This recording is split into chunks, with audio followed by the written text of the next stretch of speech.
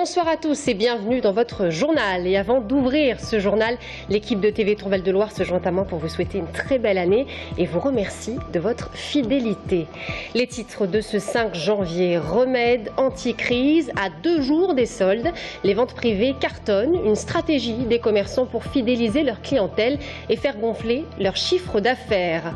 Bertrand Zoa-Bonayo a-t-il été tué par des policiers en état de légitime défense le 20 décembre dernier au commissariat de Joué-les-Tours? Où en est-on aujourd'hui? Après l'appel à témoins lancé par le procureur, on fait le point sur l'enquête.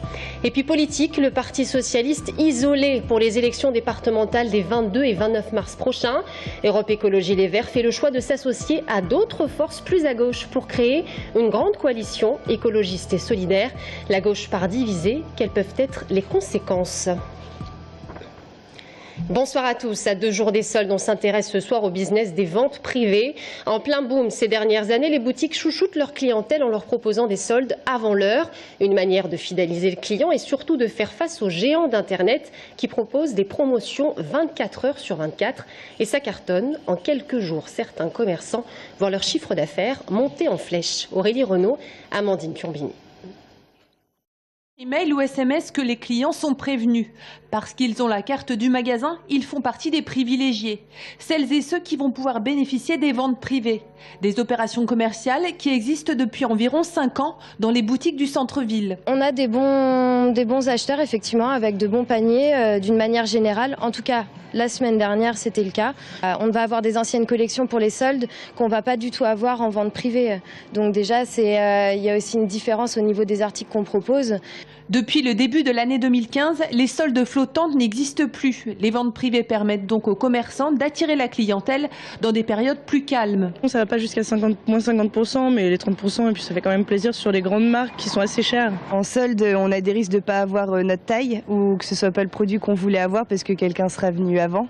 Et il y a beaucoup de monde, donc ouais, c'est pas pareil, on a moins le choix quand même au final.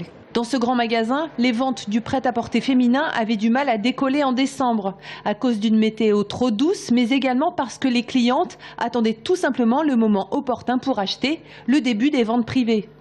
Jusqu'au 24 en fait, elles se sont serrées la ceinture et le 26 elles étaient là et là, waouh, elles se sont lâchées. Donc, au niveau résultat, on a fait une belle progression globalement sur le mois de décembre pour le magasin et particulièrement sur la mode femme où on a progressé de 10% par rapport à l'année dernière. Coup d'envoi des soldes, les vrais, mercredi 8 h, elles dureront jusqu'au 17 février inclus. Bertrand Zoa-Bonayo a-t-il été tué par des policiers en état de légitime défense le 20 décembre dernier au commissariat de Joué-les-Tours? L'enquête stagne et pour cause, l'appel à témoins lancé par le procureur de la République de Tours ne donne pour l'heure aucun résultat. Personne ne s'est encore présenté devant les services de police pour témoigner. Aujourd'hui, une version s'oppose à celle défendue par les policiers et le procureur. Le jeune homme de 20 ans aurait pu être appréhendé puis emmené de force à l'intérieur du commissariat. On fait le point avec Audrey Champigny.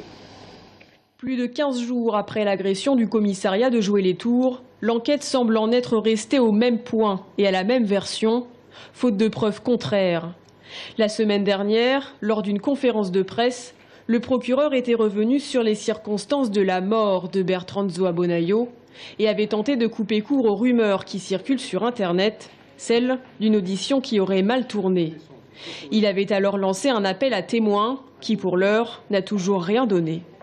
À ce jour, donc quand même 5 jours après, les services de la police judiciaire n'ont reçu aucun témoignage spontané de quiconque.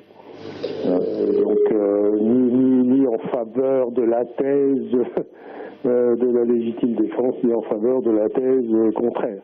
Donc je m'en doutais un petit peu. Pour l'avocat de la famille, ces témoignages pourraient pourtant être des éléments clés dans le dossier. Mais surtout, il pourrait remettre en cause la version officielle des policiers. Et ce que nous demandons aujourd'hui, ce sont des éléments objectifs.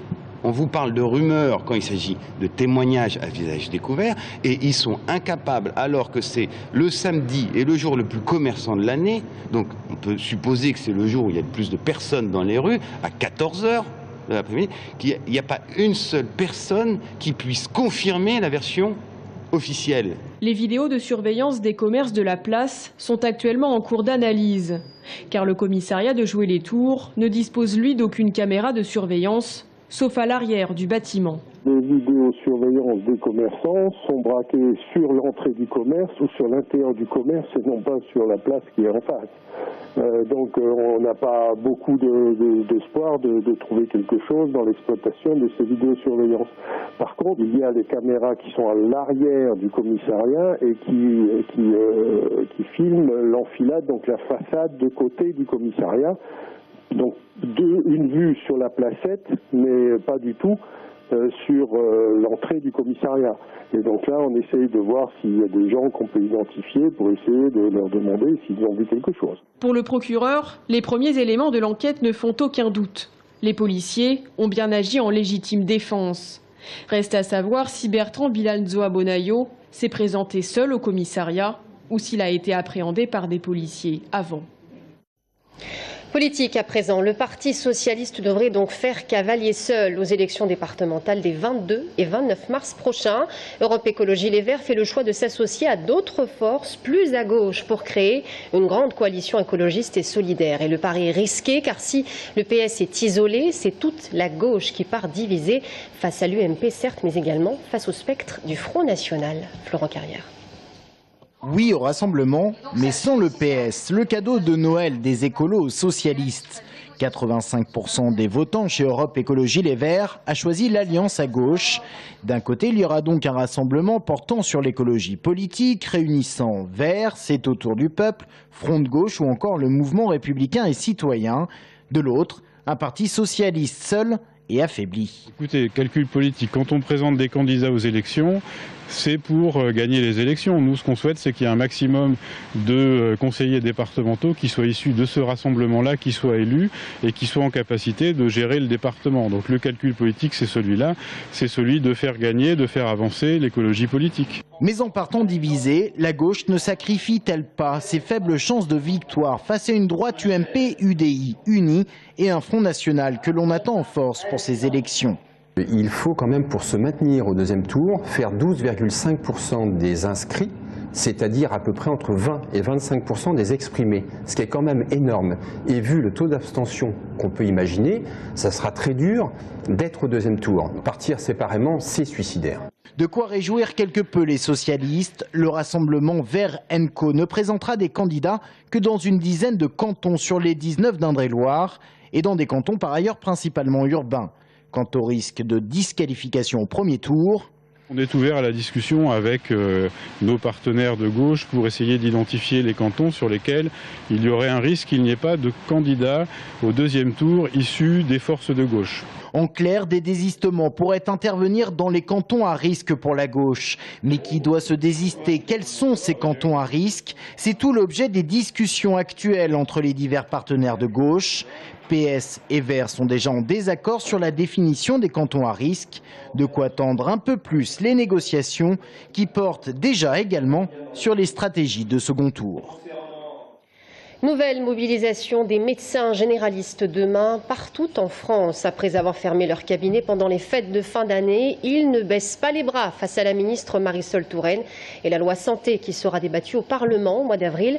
Le mouvement se durcit et le ton monte. Ils veulent aujourd'hui boycotter la carte vitale.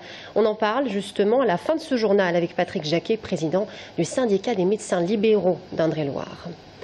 Un pompier originaire de Thouars, victime d'un accident cardiaque au cours de l'épreuve du cross-trail de Chinon, de boue et de bosse qui s'est déroulé ce week-end. Il a rassemblé près de 350 personnes et il était âgé de 43 ans. On passe au sport. 2015 démarre en beauté pour le Tour FC alors qu'il se déplaçait au Mans FC dans la prestigieuse MM Arena. C'était les 32e finales de la Coupe de France. Tour a gagné 3-1. Un match globalement maîtrisé de la part des hommes d'Alex Dujeu avec de beaux buts à la clé. Résumé de la rencontre avec Thomas Blanc. On avait bien fini 2014, on voulait bien commencer 2015, donc on avait pris cette équipe du Mans très au sérieux. On avait pris des renseignements, on avait des images, on a pris le match par le bon bout. Si le Tour FC était un vin, on pourrait dire que la QV 2015 réserve de belles promesses. Alors oui, le Mans FC évolue en CFA2, mais avec une défense remaniée marquée par son extrême jeunesse. Le Tour FC a fait preuve de caractère. Une mainmise sur le jeu comme on ne l'avait plus vu depuis des lustres, qui s'est soldé par un score sans appel, 3-1. Et que dire des buts, des merveilles dignes des meilleurs grands crus classés. Savourez cette frappe d'Adnan dès la 22e. Non, l'équipe évolue et de toute façon la confiance arrive avec les victoires. Les résultats sont positifs, donc forcément il y a la confiance qui vient avec. Et une confiance qui n'a pas lâché les Tourangeaux de la rencontre. Camara a confirmé dans les buts, Belkebla a été omniprésent au milieu tout autant que Billy Ketkeo Fonfon. À l'origine du pénalty, le milieu tourangeau a été décisif à l'entame de la seconde période. Et attention, cette fois-ci, on entre dans la catégorie des millésimes. Non, le ballon il vient en l'air, puis je le contrôle. Brian en plus me dit de tirer, et puis je vois pas trop de solutions, donc j'ai essayé, puis voilà, c'est instinctif. Bon, je me posais quelques questions, mais après, comme on dit, le travail paye, donc après, travailler dans l'ombre... et qu'un jour ça éclot, donc voilà, c'est arrivé maintenant et j'espère que ça va continuer pour les prochains matchs. Avec cette victoire face au Mans, Tours accède au 16e de finale avec l'espoir d'attraper un gros tirage au sort. Le 32e de finale marquait également l'entrée en liste des clubs de Ligue 1. En attendant, Tours retrouve la Ligue de vendredi pour un déplacement à Dijon. On espère qu'une chose, que le Tours FC version championnat soit dans la même lignée que celle de la Coupe de France. Et le Tours FC qui s'est renforcé avec l'arrivée d'un nouveau joueur, il s'appelle Alassane Touré. Il a 25 ans et droitier mesure 1,84 m. Il jouait l'an passé aussi en Ligue 2 à Lens et il nous arrive de Roumanie où il a mis un terme à son contrat avec un club de première division. On écoute justement la réaction du président du club, Jean-Marc Ettori. Milosevic, il est toujours bloqué à Belgrade avec un... On attend. Avec la France, c'est un beau pays où on ne travaille pas beaucoup, et les ambassades encore moins. Donc on attend lundi qui récupère le visa qui est prêt depuis 3-4 jours. Donc en tout cas c'est acté. Alassane Touré a signé hier et donc c'est bon aussi. Damaou, c'est fait aussi demain. On a quelques détails à régler. Après on va voir si nous on n'a pas des départs. Ils sont possibles toujours. Et chaque fois qu'il y aura un départ, il y aura au moins une arrivée. Voilà, c'est la fin de ce journal. Merci à tous de nous avoir suivis. Dans un instant, la grève des médecins généralistes vent debout devant la loi santé de Marisol Touraine. On en parle dans un instant avec notre invité. À tout de suite.